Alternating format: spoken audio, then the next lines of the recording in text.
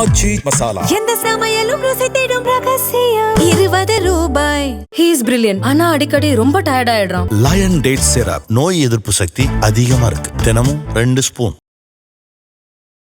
வணக்கம் சார். வணக்கம். தமிழ்நாடு அரசு அமைச்சரவை விரிவாக்கம் கிட்டத்தட்ட இன்னைக்கு தாவேகாவை சேர்ந்த எம்எல்ஏக்கள் அமைச்சராக பொறுப்பேற்றிருக்காங்க. அது மட்டும் இல்லாமல் காங்கிரஸிலிருந்து இடம்பெற்றிருக்காங்க. விசிகாவும் ஐயுஎம்எல் மட்டும் அதுக்கு பிறகு அடுத்த விரிவாக்கத்தின் போது அவங்க பதவியேற்பாங்கன்ட்டு தெரிவிக்கப்பட்டிருக்கு. இந்நிலையில் நம்ம ஆரம்பத்திலிருந்தே பேசிட்டு இருந்த மாதிரி இதில் ஆதரவு தெரிவித்த அதிமுகவை சேர்ந்த 25 எம்எல்ஏக்கள் சிவி சண்முகம், எஸ்பி வேலுமணி தரப்பிலிருந்து விஜய்க்கு அரசுக்கு ஆதரவாக சட்டசபையில் ஆதரவு தெரிவிச்சிருந்தாங்க. ஆனால் இந்நிலையில் அவங்க இடம்பெறுவாங்களா மாட்டாங்களா, இல்லை அவங்க இடம்பெற்றா இங்கே இருக்கக்கூடிய கூட்டணியில் ஆல்ரெடி ஆதரவு தெரிவிச்சிருக்க கட்சிகள்லாம் வெளியேறுவாங்க, கம்யூனிஸ்டுகள்லாம் நாங்கள் மறுபரிசீலனை பண்ணணும்னா சொல்லிட்டு இருந்தாங்க. இந்நிலையில் அதிமுகவை சேர்ந்த அந்த அணியிலிருந்து யாரும் அமைச்சரவையில் பங்கேற்கல.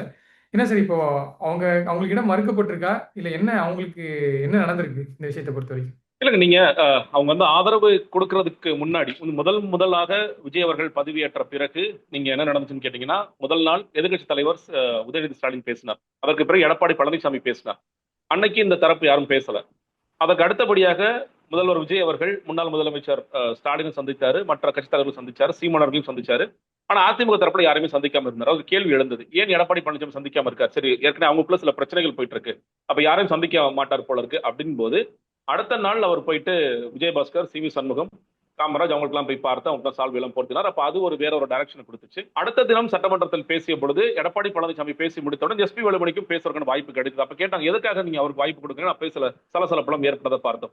அப்ப கிட்டத்தட்ட இவங்க ஸ்பிளிட் ஆகிட்டாங்க.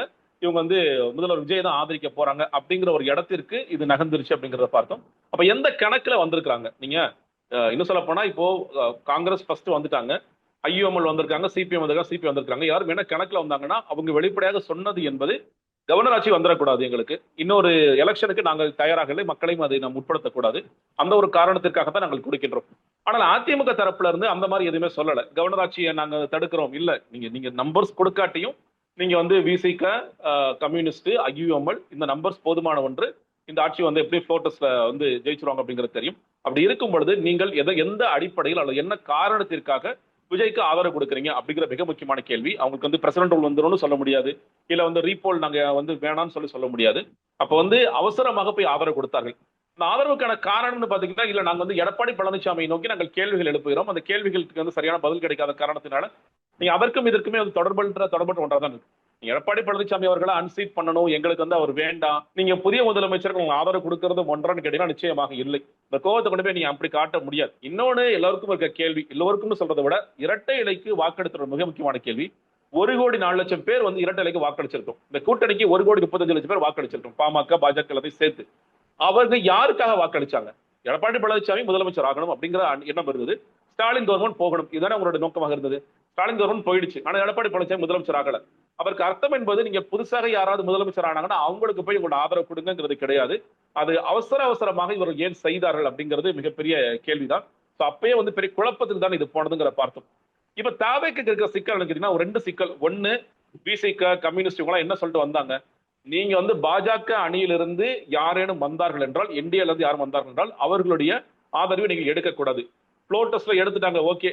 பட் ஆனா அமைச்சரவைக்குள்ளே கொண்டு வர்றீங்க அப்படின்னா அது இன்ஃபேக்ட் கூட்டணி கணக்குகளே மாத்துது. கிட்டத்தட்ட ஒரு கூட்டணியாவே வர்றாங்க அப்படின்னா ஒரு பிரிவு அதிமுக நீங்க அங்கீகரிச்சு உள்ள கொண்டு வர்றீங்களா அப்படிங்கிற ஒரு கேள்வி எழும். ஏன்னா இன்னைக்கு இந்த பிரச்சனைங்கிறது கொறடா உத்தரவு செல்லுமா செல்லாதா, கொறடாவை முதல்ல இவர் அங்கீகரிச்சார், ஜேசிடி பிரபாகர் சபாநாயகர் அங்கீகரிக்கலாங்கிற சிக்கல் எல்லாம் இருக்கு.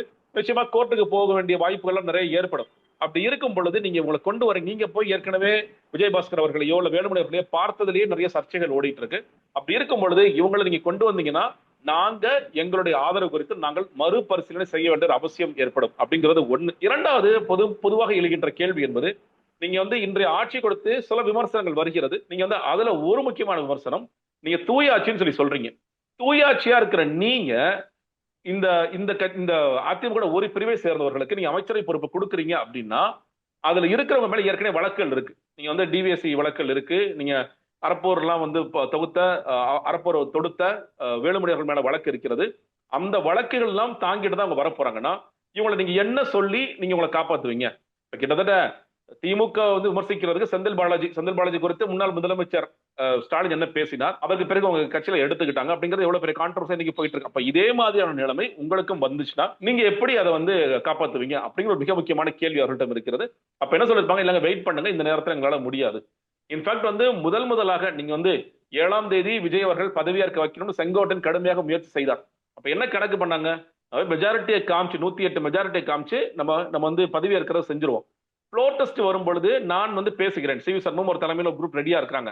அப்பயே வந்து நான் கேள்விப்பட்டது விஜய் அவர்கள் இது வேண்டாம்னு சொல்லி சொன்னாரு. வேண்டாம் சென்ஸ் வந்து ஏதாவது எதிர்பார்த்தாங்க, பிரதிபலன் எதுவும் எதிர்பார்க்கிறாங்க, அதெல்லாம் செய்ய முடியாதுன்னு சொல்லி சொல்லிடுங்க அப்படிங்கிறதா உங்களுடைய இதாக இருந்தது. ஆனால் அதற்கு பிறகு என்ன காட்சி மாறியதுங்கிற தெரியல. அதுக்கப்புறம் எப்படி இந்த ஆதரவு எடுத்துக்கிட்டாங்க, ஆதரவு எடுத்துக்கிட்டாங்க போது நீங்க வந்து போய் இந்த குரூப் எதுவும் விஜய் பார்க்காமல் இந்த ஆதரவு எடுத்திருந்தா சரி ஓகே, ஏதோ ஒரு காரணத்திற்காக அதிமுக ஆதரவு கொடுக்குறாங்க.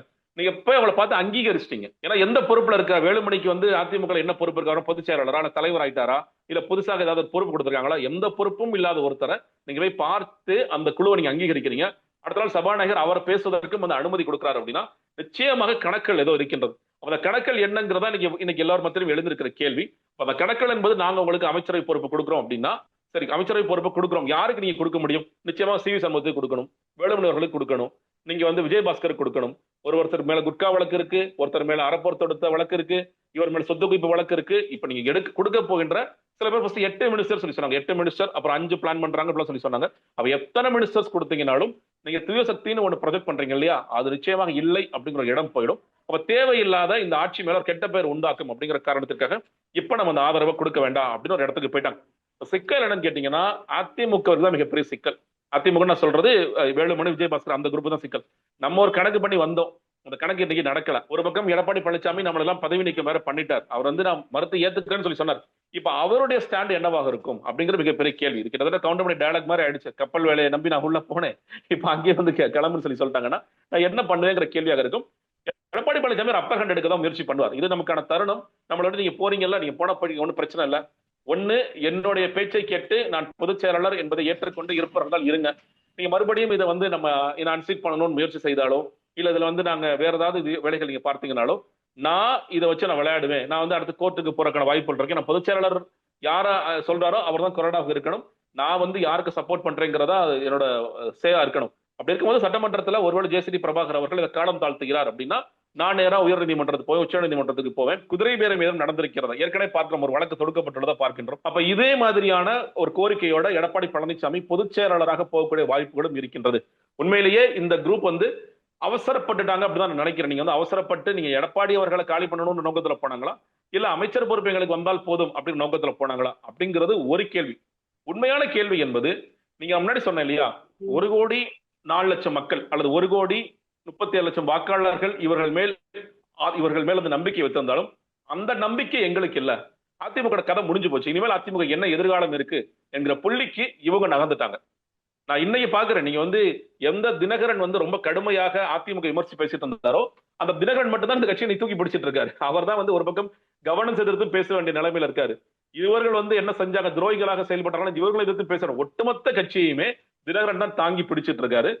மற்றபடி வந்து இந்த கட்சி என்ன ஆக போகுது அப்படிங்கிற மிகப்பெரிய கேள்விக்கு இவங்க ரொம்ப அவசரமா அதை நகர்த்திட்டாங்க நான் பாக்குறேன். கிட்டத்தட்ட தாவேகா வந்து அதுக்கான அந்த வாய்ப்புகளுக்கான கதவுகளை வந்து அடைச்சிட்டாங்கன்னு எடுத்துக்கலாம் சார். இதன் பிறகும் மீண்டும் ஏதாச்சும் இருக்குமா, இல்ல இந்த வாரியம்லாம் சொல்லிட்டு இருந்தாங்க, வாரிய தலைவர் போஸ்டிங் வாங்குறதுக்கான வாய்ப்புகளா இருக்கா அப்படின்லாம் பேச்சு அடிபட்டு இருந்துச்சு. கிட்டத்தட்ட அந்த கதவுகள் அடைக்கப்பட்டதுன்னு எடுத்துக்கலாமா சார்? நிச்சயமா அடைக்கப்பட்டதுங்க. நீங்க சி வி சண்முகம் அவர்களுக்கோ வேலுமணி அவர்களுக்கோ நீங்க வாரிய தலைவர் போஸ்டோ இல்ல மற்ற போஸ்டோ கொடுத்து அவங்க ஏத்துக்குவாங்களா? இல்ல. அவங்களோட கணக்கு என்ன, நாங்க வந்து ரெண்டு கணக்கு வந்திருப்பாங்க. ஒண்ணு, நீங்க மினிஸ்டர் போஸ்ட் எங்களுக்கு கேரண்டி பண்ணணும், எங்க மேல உள்ள வழக்குகள் நீங்க வந்து அது அடுத்தடுத்த ஸ்டேஜ் நோக்கி போகாம இருக்கணும்.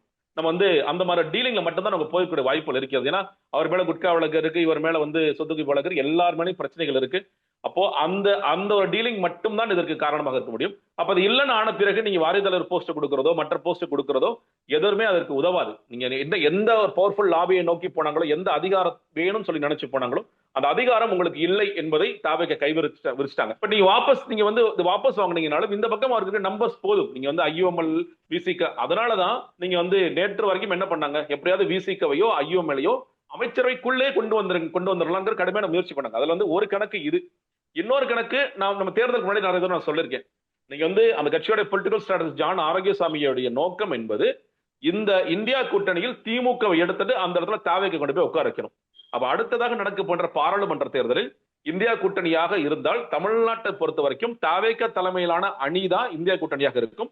அந்த கூட்டணி தான் பாஜகவை எதிர்த்து இங்க போரிடும், இங்க களமாடும் அப்படிங்கறத நோக்கமா இருந்தது. அது சம் பெர்சன்டேஜ் ஒரு 20% வந்தாலே அப்படிதான் நோக்கமா இருந்தது. அதுக்கு வந்து ராகுல் காந்தி ஒத்துக்கிட்டு இருந்திருப்பார். இப்ப சீட்ஸ் ஜெயிச்சாச்சு, ஆட்சியே வந்தாச்சு, அப்ப ரொம்ப ஈஸியா போயிடுச்சு. இப்ப ஒட்டுமொத்தமாக நீங்க திமுக கூட்டணி காலி பண்ற வேலையும் நமக்கு வந்து அதுதான் தேவை. அடுத்ததாக பாராளுமன்ற தேர்தல் என்பது நம்முடைய தலைமையில் ஒரு அணி சந்திக்கும். காங்கிரஸ் நம்ம கூட இருக்க போறாங்க.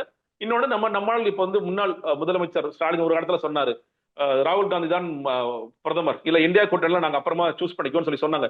இன்னைக்கு அதை திமுக சொல்ல முடியாத நிலைமை ஏற்படும். நம்ம அதை சொல்லி நம்ம வாக்குகளை வாங்கலாம். ஆன்டி பிஜேபிங்கிறது பெருசா நம்ம பேசாட்டி கூட நம்ம ஆன்டி பிஜேபிங்கிற இஷ்யூ நம்ம கிட்ட தான் இருக்கு அப்படிங்கிற ஒரு நரேட்டிவ் கொண்டு வந்துடலாம் அப்படிங்கிற கணக்குகளும் இதுல இருக்கு. Okay sir. இப்போ இன்றைக்கு அமைச்சர்களாக பதவியேற்கக்கூடிய அமைச்சரவை கிட்டத்தட்ட 33 பேர் அமைச்சர்களாக இப்போ தமிழ்நாடு அமைச்சரவையில் இருக்காங்க. இது வரைக்கும் தமிழ்நாட்டு வரலாற்று இல்லாத அளவுக்கு ஒரு 7 பேர் பட்டியலின சமூகத்தை சேர்ந்தவர்கள் வந்து அமைச்சர்களாக பதவி ஏற்றிருக்காங்க. எல்லாருமே வந்து ஃப்ரெஷ் பேஸ் இருக்காங்க, பெண்கள் இருக்காங்க. அதெல்லாம் வந்து என்ன சொல்றது, முதல் தலைமுறையா இப்போ அரசியலில் நுழைஞ்சு அதுக்கப்புறம் அந்த அமைச்சரா பதவி ஏற்றிருக்காங்க. எப்படி பாக்குறீங்க சார் இன்னைக்கு அமைச்சரக்கூடிய இந்த பதவி ஏற்கக்கூடிய அமைச்சரவை? இல்லைங்க, நம்ம தான் நிச்சயமாக வாழ்த்த வேண்டிய ஒரு அவசியம் இருக்கிறது. ஏன்னா இதற்கு முன்னாடி இருந்த அரசாங்கங்கள் நீங்க சென்சஸ் படி நமக்கு இன்னும் சொல்ல போனா ஜாதிவாரி கணக்கெடுப்பு நமக்கு எடுக்கல. ஜாதிவாரி கணக்கெடுப்பு எடுத்தா ஒவ்வொரு ஜாதியும் எவ்வளவு பெர்சன்டேஜ் இருக்காங்கன்னு தெரியும். ஆனா ஒரு விஷயம் நமக்கு தெரியும், சென்சஸ் படி தமிழ்நாட்டில் 20% மேலானவர்கள் பட்டியலின மக்கள் இருக்காங்க. அவங்களுக்கு போதுமான அளவுக்கு ரெப்ரசன்டேஷன் இங்க கொடுக்கப்பட்டிருக்கிறதான்னு கேட்டீங்கன்னா இல்லை அப்படிங்கறதா பார்வையாக இருக்கிறது. நான் பல நேரங்களில் சொல்லியிருக்கேன், இன்னைக்கு வந்து தலித் வாக்கள் 20-25 கூட இருக்கும், கூடவே இருக்கும். நீங்க வந்து எல்லா தலித் தலைவர்களும், உதாரணத்துக்கு திருமாவளவன் அவர்கள், அந்த பக்கம் ஜான் பாண்டியன், கிருஷ்ணசாமி, இங்க புரட்சி பாரதம் ஜெகன்மூர்த்தி, இவங்க எல்லாரும் ஒண்ணு சேர்ந்து நிப்பாங்களான்னு கேட்டீங்கன்னா அவங்க நின்னாங்கன்னா உண்மையிலே ஒரு நாள் நிச்சயமாக தலித் முதலமைச்சர் கூட அவங்க உருவாக்கலாம் சொல்லி சொல்லிருக்கேன். பட் அதுக்கு அன்பார்ச்சுனேட்லி தமிழ்நாட்டில் நடக்காது. அதனால நீங்க போதுமான அளவுக்கு தலித் ரெப்ரசன்டேஷன் இருக்கான்னா இல்ல. நீங்க வந்து திமுகவிலையும் அதிமுகலையும் ஒரு விஷயத்துல ரொம்ப தெளிவா இருந்தாங்க, நாங்க ஆட்சிக்கு வந்தாலும் ஆட்சியில் பங்கு அதிகாரத்தில் பங்குங்கிறது நாங்க என்னைக்குமே கொடுத்ததில்லை. அப்ப அவங்க எப்படி வந்து சொன்னாங்கன்னா மக்கள் அதை விரும்பலன்னு சொல்லி சொன்னாங்க. நான் பல நேரம் கேட்டிருக்கேங்க, மக்கள் வந்து உங்கள்ட்ட கூட்டணி ஆட்சி ஒருதான், ஐயோ கூட்டணி ஆட்சி வந்துருச்சு வேணாம் அவங்களுக்கு இல்லைங்க, உங்களுக்கு மனசு இல்லைன்னு நீங்க சொல்லுங்க. திமுகவிற்கும் அதிமுக மனசு இல்ல, கூட்டணி ஆட்சி நீங்க இதே மத்தியில நீங்க வந்து பாஜகவாக இருக்கலாம் இல்ல காங்கிரஸா இருக்கலாம், நீங்க வந்து மத்தியில் வந்து கூட்டாட்சின்னு சொல்லுவீங்க. ஆனா இங்க தமிழ்நாட்டு ஏன்பா கூட்டாட்சி இருக்கான்னு சரியா இல்ல எங்களுக்கு சுயாட்சி தான் வேணும்னு சொல்லி வித்தியாசமான சொல்லுவீங்க. அது தவறு. நீங்க உங்களுக்கு கான்ட்ரிபியூட் பண்றாங்க. நீங்க வந்து இந்த தேர்தல் இல்லாட்டியும் இதுவரைக்கும் வட மாவட்டங்கள்ல பிசிக்கு நல்ல கான்ட்ரிபியூஷன் பண்ணிருக்காங்க, கம்யூனிஸ்ட் தோழர்கள் கான்ட்ரிபியூஷன் பண்ணிருக்காங்க. இப்படி சின்ன சின்ன கட்சிகள் கான்ட்ரிபியூட் பண்றதன் மூலியமாக நீங்க ஒரு இடத்துக்கு வர்றீங்கன்னா அவங்களுக்கு மினிமமான ரெப்ரசன்டேஷன் இல்லை. இன்னும் சொல்லப்போனா வாரிய பொறுப்புகள் கேட்பாங்க, அதிலையும் அவர்களுக்கு நிறைய சிக்கல்கள் ஏற்படும். நிறைய இடங்கள்ல நீங்க செஞ்சு கொடுப்பாங்க, அதுவும் நடக்காது. இந்த சிக்கல்கள் எல்லாம் இருந்தது. அப்படி இருக்கின்ற காரணத்தினால நீங்க ரெப்ரசன்டேஷனே இல்லாம இருந்தாங்க. இன்னைக்கு முதலாக இன்னைக்கு வந்து நீண்ட வருடங்கள் கழித்து இந்த மாதிரி ஒரு கூட்டாட்சி அமைஞ்சிருக்கிறதுங்கிறது ரொம்ப வரவேற்க வேண்டிய விஷயம். காங்கிரஸ் உள்ள வந்திருக்காங்க. நீங்க அவங்க மேல விமர்சனங்கள் இருந்தாலும் இந்த தாவேக்க செய்து இருக்கிறார்கள் அப்படிங்கிறது முக்கியம். அதுக்கு அரசியல் கணக்கெல்லாம் தாண்டி நான் சொல்றேன், அரசியல் கணக்கு நிச்சயமாக இருக்கின்றது. அதை தாண்டி இந்த மாதிரி பவர் ஷேரிங் கொடுக்குறாங்க அப்படிங்கிறது ரொம்ப ஆரோக்கியமான விஷயம். அதே மாதிரி பட்டியலினத்தை சேர்ந்தவர்கள் 7 பேர் இன்னைக்கு வந்திருக்காங்க அப்படிங்கிறது ரொம்ப ஆரோக்கிய விஷயமாக பார்க்கின்றனர். நீங்க வந்து அது காங்கிரஸ்ல உயர்கல்வித்துறை எல்லாம் கொடுத்திருக்காங்க. நீங்க பாருங்க, ஒரு பக்கம் பள்ளிக்கல்வித்துறை, உயர்கல்வித்துறை, இதெல்லாமே அவங்க போயிருக்கிறதுங்கிறது இன்னைக்கு. ஏன்னா நம்ம ஒரு பக்கம் பார்க்கிறோம், நீங்க வந்து இன்னுமே தலித் மக்கள் பொருளாதாரத்தில் பின்தங்கியவர்களாக இருக்கிறார்கள். கல்வி நிலை எப்படி இருக்கிறது, அவங்களோட வேலை வாய்ப்பு எப்படி இருக்கிறது, இந்த 2 துறையுமே நிச்சயமாக அதுல இருந்து அவர்களை வெளி கொண்டு வரதுக்கான வேலைகள் நிறைய செய்யணும் அப்படிங்கிற பார்க்கின்றேன்.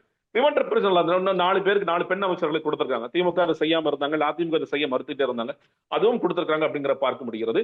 மண்டல ரீதியாக சில விமர்சனங்களும் இருக்கிறத பார்க்க முடிகிறது. நீங்க வந்து தென் மண்டலங்கள்ல பெரிய ரெப்ரசன்டேஷன் இல்லைங்கிறத பார்க்கின்றோம்.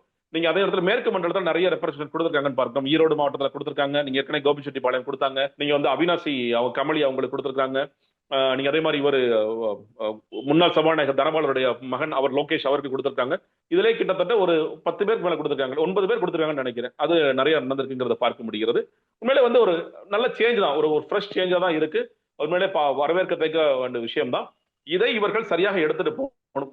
இது வந்து எந்த தொய்வும் இல்லாமல், ஏன்னா நம்ம முன்னாடியே பேசுற மாதிரி இது எல்லாமே புதுசுதான். நான் இன்னைக்கு தான் எம்எல்ஏவே ஆயிருக்கேன், எனக்கு ஒரு 4-5 நாட்கள் அமைச்சர் பொறுப்பு கிடைச்சிருக்கு அப்படிங்கிறது அவங்களுக்கு உண்மையிலேயே வந்து ஒரு பெரிய சேலஞ்சா தான் இருக்கும்.